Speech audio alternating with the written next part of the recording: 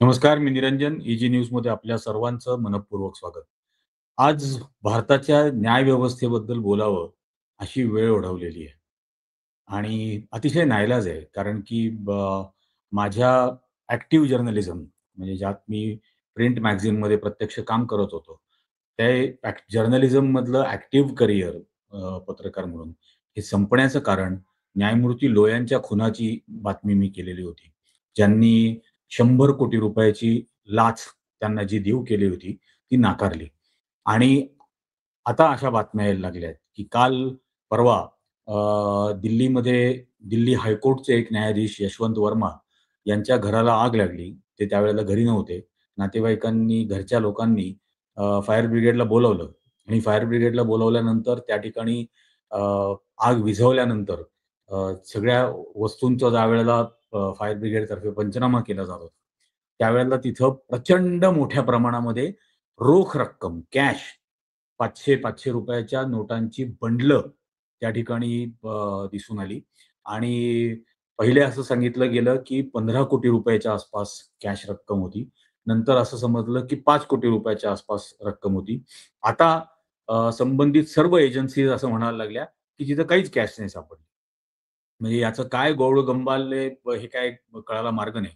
पण इतक्या प्रचंड मोठ्या प्रमाणामध्ये ज्या ठिकाणी कॅश सापडली, हे ज्यावेळेला वर्तमानपत्रांमध्ये छापून आलं, त्यावेळेला सर्वोच्च न्यायालयाच्या कॉलेजियमनी अ, या हे जे न्यायाधीश होते यशवंत वर्मा यांची ट्रान्सफर केली अलाहाबाद हायकोर्टला परत. म्हणजे अलाहाबाद हायकोर्टातून त्यांना दिल्ली हायकोर्टला आणलं होतं. तर दिल्ली हायकोर्टवरून त्यांना पुन्हा अलाहाबाद हायकोर्टला शिफ्ट केलं. म्हणजे थोडक्यात काय झालं, की ते जे पैशाचं गोदाम होतं, ते गोदाम फक्त शिफ्ट केलं. म्हणजे खरं तर इतक्या मोठ्या प्रमाणामध्ये रोख रक्कम सापडल्यानंतर ₹50,000 पेक्षा जास्त रोख रक्कम ठेवायची परवानगी नसताना कोणालाही नाही, देशातल्या 140 कोटी लोकांपैकी एकाही माणसाला ₹50,000 पेक्षा जास्त रोख रक्कम स्वतःजवळ ठेवायची परवानगी नाही, असं असताना सुद्धा या न्यायाधीशांच्या घरामध्ये करोडो रुपये सापडतात आणि त्याबद्दल खरं तर त्यांना तुरुंगात जायला पाहिजे. त्यांना तुरुंगात पाठवायला पाहिजे. त्यांना नोकरीवरून काढून टाकलं पाहिजे. त्याची चौकशी व्हायला पाहिजे आणि ते काहीही न करता त्यांना परत अलाहाबादला ट्रान्सफर केलं जातं. हेच खूप गौडबंगाल आहे. म्हणजे मुळामध्ये मग ते अनेक प्रश्न त्यातून निर्माण होतात. म्हणजे या न्यायाधीशांच्या बाबतीत एक गोष्ट सांगतो, की 2024ला आपल्याला सगळ्यांना भारतातल्या लोकांना माहिती आहे, जगातल्याही लोकांना माहीत झालेलं आहे, की अचानक निवडणुकांच्या काही दिवस आधी सरकारने आदेश काढला, इन्कम टॅक्स डिपार्टमेंटने आदेश काढला आणि काँग्रेस पक्षाची सर्व अकाउंट्स, बँक अकाउंट्स ही फ्रीज करून टाकली आणि प्रचंड मोठ्या प्रमाणावरती टॅक्स भरा, अशी मागणी केली. म्हणजे मुळामध्ये राजकीय पक्षांना मिळणाऱ्या देणग्या हे कर माफ त्याला असतो. म्हणजे त्याला कर भरावा लागत नाही त्यांना. हे टॅक्स फ्री असून सुद्धा त्यांना मात्र काँग्रेस पक्षाला मात्र टॅक्स भरावा अशी नोटीस पाठवली गेली आणि त्यासाठी म्हणून सगळी अकाउंट्स बँकांमधली ही त्या काँग्रेस पक्षाची फ्रीज करून टाकली गेली. त्याच्या विरोधामध्ये काँग्रेस पक्षातर्फे दिल्ली हायकोर्टामध्ये याचिका केली गेली आणि दिल्ली हायकोर्टात याचिका केली त्यावेळेला हेच महाराज यशवंत वर्मा यांच्याच समोर ती याचिका आली आणि त्यांनी ती याचिका फेटाळून लावली. नंतर सर्वोच्च न्यायालयात गेले. सर्वोच्च न्यायालयात गेल्यानंतर ते इन्कम टॅक्सला मागे घ्यायला लागलं. ती पुन्हा फ्रीज केलेली अकाउंट रिलीज करावी लागली. हे सगळं नंतरचा भाग. पण दिल्ली हायकोर्टाने याच न्यायाधीशांनी तो निर्णय म्हणजे ते पिटिशन फेटाळून लावलेली होती. आता हे न्यायाधीश अलाहाबादहून दिल्लीला येत असताना लाच देऊन आले होते का? जर लाच देऊन आले असतील, तर मग त्यांची परत अलाहाबादला ट्रान्सफर होणं हे समजण्यासारखं आहे. पण लाच देऊन न आले असतील, तर त्यांच्यावरती कारवाई का झाली नाही? सर्वोच्च न्यायालयाची ही जबाबदारी होती, की अशा न्यायाधीशावरती कारवाई करणं. पण ती न्यायाधीशावरती या वर्मांवरती ती कारवाई अजिबात केली गेलेली नाही. आणि मग पुन्हा प्रश्न निर्माण होतो, की मग कॉलेजियम पण करप्ट आहे का? हे अशाच पद्धतीने भारताची न्यायव्यवस्था काम करणार आहे का आणि चालणार आहे का? की जे या न्यायाधीशांच्या बदल्या वगैरे सर्व ठरवतात, त्या कॉलेजियममध्ये सुद्धा अशाच प्रकारची लोकं भरलेली आहेत का? आणि मग इतर सर्वोच्च न्यायालयाच्या न्यायाधीशांच्या घरांना समजा आगी लागल्या, तर तिथं किती करोडो रुपये सापडतील? हा पण एक प्रश्न येतो ना, या सगळ्या प्रकारामध्ये. आणि मग ही संपूर्ण विश्वासार्हता न्यायव्यवस्थेबद्दलची ही कशी अ, संपवून टाकलेली आहे म्हणजे खरं तर. या स्थितीवरती येऊन गेलेलं आहे. परवा त्याच्या 1 दिवस आधी त्या अलाहाबादचे एक अलाहाबाद हायकोर्टाचे न्यायाधीश राम मनोहर नारायण मिश्रा हे त्यांचं नाव. आता या राम मनोहर नारायण मिश्रांच्या समोर एक बलात्काराचा प्रयत्न केल्याची अटेम्प्ट टू रेपची केस होती. फिर्यादी म्हणजे तक्रारदार जी मुलगी होती, ती 11 वर्षाची मुलगी होती आणि न्यायाधीशांनी निकालामध्ये असं स्पष्टीकरण देताना सांगितलं, की तिचे खाजगी अवयव समजा पकडले, दाबले, त्याच्यानंतर तिच्या पजामाची नाडी समजा तोडली आणि तिला ओढून-ओढून कल्व्हर्टच्या खालती म्हणजे छोटा पुलिया जो असतो, छोटा पूल, त्या पुलाच्या खालती समजा ओढून नेत होते.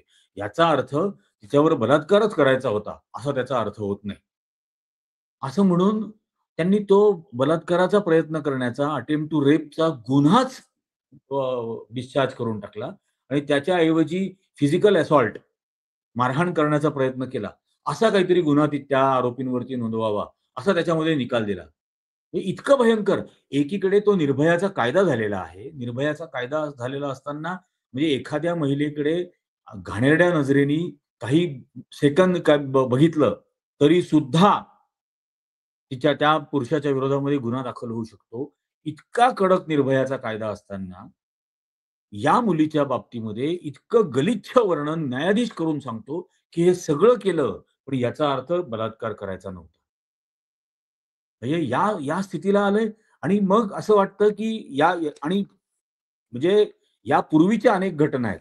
याच 4-5 वर्षांमधल्या आणि ते सर्वात महत्त्वाची गोष्ट आहे. म्हणजे छत्तीसगड हायकोर्टाच्या न्यायाधीशांनी एक असा निर्णय दिला होता, की 15 वर्षापेक्षा कमी वय असलेल्या पत्नीवरती जर का पत्नीसोबत जर लैंगिक कृत्य करण्याचा प्रयत्न केला, तर तो बलात्कार नाही. हे डोमेस्टिक व्हायलन्स हा आणखीन एक भाग आहे. पण ही तर अल्पवयीन मुलगी आहे. 15 वर्षापेक्षा लहान मुलीला ती पत्नी जरी असली, तर तिच्यावरती काहीतरी लैंगिक संबंध ठेवण्याचा प्रयत्न करणं, याला बलात्कार नाही म्हणता येणार. असं छत्तीसगडच्या निकालांनी न्यायाधीशांनी सांगितलं हायकोर्टच्या. त्याच्यानंतर गुजरात हायकोर्टामध्ये एक हायकोर्टाचे न्यायाधीश समीर दवे त्यांनी 16 वर्षाची बलात्कार झालेली मुलगी आणि ती गर्भवती राहिली. ती गर्भवती राहिल्यानंतर तिच्या वडिलांनी गर्भपात करण्यासाठीचा अर्ज केला. त्यावेळेला हे महाशय समीर दवे त्या मुलीला असा सल्ला देतात, की "बाळा तू मनुस्मृती वाच. हे काहीच नाहीये. हे जे तू प्रेग्नंट राहिलेली आहेस, या बलात्कारामुळे तू प्रेग्नंट राहिलेली आहेस आणि तू गर्भपाताची मागणी करतेस. तर हे सगळं करण्याच्या ऐवजी तू मनुस्मृती वाच."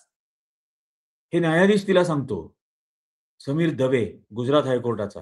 त्याच्यानंतर गोविंद राय, हे तर भयंकरच किस्सा आहे. पुन्हा अलाहाबाद हायकोर्ट आणि म्हणजे मला आठवतं काही दिवसांपूर्वी, काही वर्षांपूर्वी विवेक काटजू हे सुप्रीम कोर्टाचे न्यायाधीश होते आणि विवेक काटजूंनी त्या शेक्सपियरचं एक हॅम्लेट नावाचं नाटक आहे. त्या हॅम्लेट नाटकामधलं एक वाक्य आहे, ते त्यांनी अलाहाबाद हायकोर्टाच्या बाबत वापरलं होतं, की "there is something very wrong with the Allahabad high court." ही काही वर्षांपूर्वीची गोष्ट आहे, 10 वर्षापूर्वीची असेल. हे विवेक काटजूंनी वाक्य वापरलं होतं. आता या अलाहाबाद हायकोर्टाचे एक न्यायाधीश गोविंद राय यांच्यासमोर एक केस आली, की लग्नाचं वचन देऊन त्या एका मुलीबरोबर, महिलेबरोबर शारीरिक संबंध ठेवले आणि 2 वर्ष साधारण ते संबंध ठेवल्यानंतर लग्नाला नकार दिला. तर लग्नाला नकार दिला म्हणून न्यायालयामध्ये ज्यावेळेला केस झाली, की पहिल्यांदा वचन दिलं, त्याच्या वचनानंतर संबंध ठेवायला लावले आणि संबंध ठेवल्यानंतर आता हा माणूस लग्नाला नकार देतोय. तर हा बलात्कार आहे. तर त्यावरती त्या आरोपीने असं सांगितलं, की त्या मुलीच्या कुंडलीमध्ये मंगळ आहे. म्हणून मी तिच्याशी लग्न करणार नाही, कारण मंगळ असलेल्या मुलीशी लग्न केलं तर नवऱ्याचा मृत्यू होतो. याच्यावरती या गोविंद राय अलाहाबाद हायकोर्टाच्या न्यायाधीशांनी काय करावं? त्यांनी लखनौ विद्यापीठाच्या ज्योतिषशास्त्र विभागाला तिची कुंडली पाठवली आणि सांगितलं, की खरंच या मुलीच्या कुंडलीत मंगळ आहे का हे पहा. आणि मग याच्या विरोधामध्ये ज्यावेळेला त्या मुलीचं कुटुंब हे सर्वोच्च न्यायालयात गेलं, त्यावेळेला तो निकाल फेटाळला. अन्यथा ज्योतिषशास्त्र विभागाने लखनौ विद्यापीठाच्या जर सांगितलं असतं, की हिच्या कुंडलीत आहे बुवा मंगळ समजा, तर त्यांनी त्या आरोपीला निर्दोष सोडलं असतं. अलाहाबाद हायकोर्टाच्या या गोविंदराय न्यायाधीशांनी. या स्थितीला हे सगळं येतंय. त्याच्यानंतर अलाहाबाद हायकोर्टातच राज सिंग नावाचे एक न्यायाधीश, त्यांच्याही बाबतीमध्ये असंच हा प्रकार झाला. आणि हा काय हे कुठल्या स्थितीला हे चाललेलं आहे? म्हणजे न्यायव्यवस्था आता उघड-उघड मनुस्मृतीचंच दिशेने निकाल देणार आहेत का? तो एक अलाहाबाद हायकोर्टचा आधी एक न्यायाधीश होऊनच गेला काही दिवसापूर्वी, यादव नावाचा. आणि त्यांनी असंच मनुस्मृतीबद्दल बरीच वक्तव्य केली वगैरे. त्याच्या विरोधामध्ये सुप्रीम कोर्टात पिटिशन झाली. त्याची चौकशी झाली सर्वोच्च न्यायालयातर्फे आणि त्यांनी त्याला निर्दोष सोडला आणि आता पुन्हा तो मनुस्मृतीच्या समर्थनार्थ सगळीकडे वक्तव्य करायला लागलाय. म्हणजे भारताचं संविधान हे इंटरप्रिट करायचं आणि जपायचं याची ज्यांच्यावरती म्हणजे संविधानिक जबाबदारी आहे, त्या न्यायालयाचेच न्यायाधीश जर का मनुस्मृतीचं अशा पद्धतीने पालन उघडपणाने सुरू करणार असतील आणि संविधानाला, या देशाच्या संविधानाला असं कचऱ्याच्या पेटीत फेकून दिल्यासारखं वागवणार असतील, तर आपण कुठे आलेलो आहोत, याचा देशभरातल्या नागरिकांनी विचार करणं गरजेचं आहे. उद्या अशा प्रकारच्या घटना म्हणजे आपल्याला ऑलरेडी माहिती आहे, की महाराष्ट्रात घडतायत. आणि असं असं सगळं घडत असताना, म्हणजे हे काय एक प्रशांत भूषणांचं भाषण होतं. त्यात प्रशांत भूषणांनी त्या भाषणात सांगितलं, की माझ्याकडं त्यांच्याकडं एक माणूस आला आणि त्यांनी सांगितलं, "मी सर्वोच्च न्यायालयाच्या न्यायाधीशांना 9 कोटी रुपयाची लाच दिलेली आणि बघा माझ्या बाजूने उद्या निकाल लागतो की नाही." आणि दुसऱ्या दिवशी त्याच्या बाजूने निकाल लागला. त्याच्यानंतर एक अरुण मिश्रा नावाचे न्यायाधीश होते. सुप्रीम कोर्टाचे. या पहिल्यांदा या अरुण मिश्रांच्या समोरच न्यायमूर्ती लोयांच्या बाबतीमधलं पब्लिक इंटरेस्ट लिटिगेशन हे झालेलं होतं. जनहित याचिका दाखल झाली होती. आणि अरुण मिश्रा काय करतील याची साशंकता होती. म्हणून मग ते 4 जजेस गोगोईंचं गट यांनी पत्रकार परिषद घेतली आणि पत्रकार परिषद घेऊन त्यांनी सांगितलं, की आम्हाला आता जनतेच्या न्यायालयामध्ये यावं लागलेलं आहे. हे त्यावेळेला त्या सर्वोच्च न्यायालयाच्या 4 सर्व सीनियर मोस्ट न्यायाधीशांनी सांगितलं होतं. त्यात जस्टिस चेलमेश्वर होते, जस्टिस मदन लोकूर होते, जस्टिस गोगोई होते. त्यांनी ही पत्रकार परिषद घेऊन सांगितलं, की लोयांच्या केसमुळे आम्हाला आम्ही ट्रिगर झालो, आम्हाला हे घ्यावं लागतंय पत्रकार परिषद. त्या अरुण मिश्रांनी आत्तापर्यंत अदानीचे केसेस सगळ्या अरुण मिश्रांच्या समोर आल्या आणि त्यांनी गौतम अदानीला होणारा कमीत कमी 40,000 कोटी रुपयाचा दंड किंवा जे 40,000 कोटी रुपये त्याला भरावे लागले असते, ते अरुण मिश्रांनी माफ केले.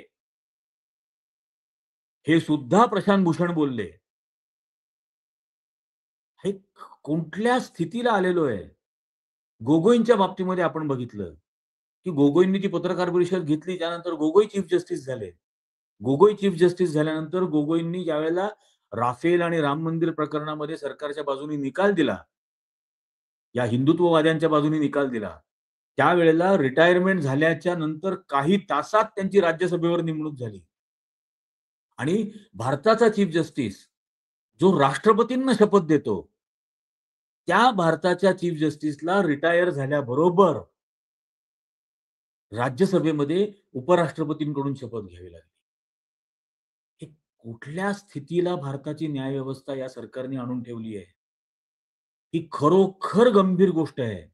आणि मग अशा पद्धतीने असे जर करोडो रुपयांच्या लाच घेऊन जर का न्यायाधीश निकाल देणार असतील आणि त्यांच्या विश्वासार्हतेवरती प्रश्नचिन्ह स्वतःच लावून घेणार असतील आणि आता नुसतं प्रश्नचिन्ह नाही. मी आणखीन एक भाग सविस्तर करणार आहे, की याचा का तपास होणं गरजेचं आहे. पण असं प्रश्नचिन्ह जर उपस्थित करून घेणार असतील, तर या देशातल्या नागरिकांनी, या देशातल्या गोरगरिबाला न्याय कसा मिळणार? हा खरोखर प्रत्येकाने अंतर्मुख होऊन विचार करण्याची गोष्ट आहे. आणि कृपा करून याचा खूप गांभीर्याने विचार करा.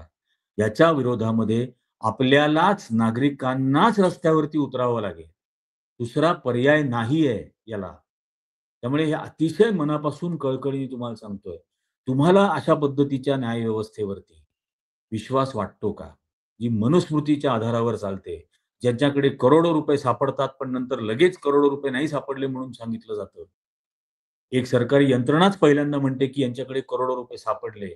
सगळ्या वर्तमानपत्रात बातम्या छापून येतात. मग त्या यंत्रणांचे प्रमुख अचानक असं सांगायला लागतात. की नाही, नाही, नाही काही पैसे नाही सापडले. आणि अशा न्यायाधीशाला खरं तर बडतर्फ करून तुरुंगात पाठवायला हवं. त्या न्यायाधीशाची ट्रान्सफर केली जाते पुन्हा न्यायाधीश म्हणूनच दुसऱ्या हायकोर्टामध्ये, अलाहाबाद हायकोर्टामध्ये. याचा खरंच गांभीर्याने विचार करा. हा असा देश, ही अशी न्यायव्यवस्था आणि देशाचं संविधान कचऱ्याच्या पेटीत टाकून मनुस्मृतीप्रमाणे निकाल देणारी, अशी आपल्याला हवी आहे का? तुम्हाला काय वाटतं? हे खरोखर इथं सांगा. मी प्रयत्न करीन प्रत्येकाला उत्तर देण्याचा. इथं खरोखर तुम्ही तुमचं मत व्यक्त करा. हा व्हिडिओ जास्तीत जास्त लोकांपर्यंत पोहोचवा. मी हे परत-परत सांगतोय, यात माझा स्वार्थ नाहीये काही. ही जी सत्यता आहे, ही करोडो लोकांपर्यंत जायला हवी. आज खरं बोलायलाच लोकं घाबरतात आणि म्हणून आम्ही हा खरं बोलण्याचा प्रयत्न करत असतो. म्हणून हे करोडो लोकांपर्यंत या व्हिडिओची लिंक पोहोचवा. त्या सर्वांना हे चॅनल सबस्क्राईब करायला सांगा आणि तुम्ही बघणारे सर्वजण तुम्हाला काय वाटतं हे नक्की या व्हिडिओच्या खाली कमेंट करून सांगा. आजच्या भागामध्ये इतकंच. धन्यवाद.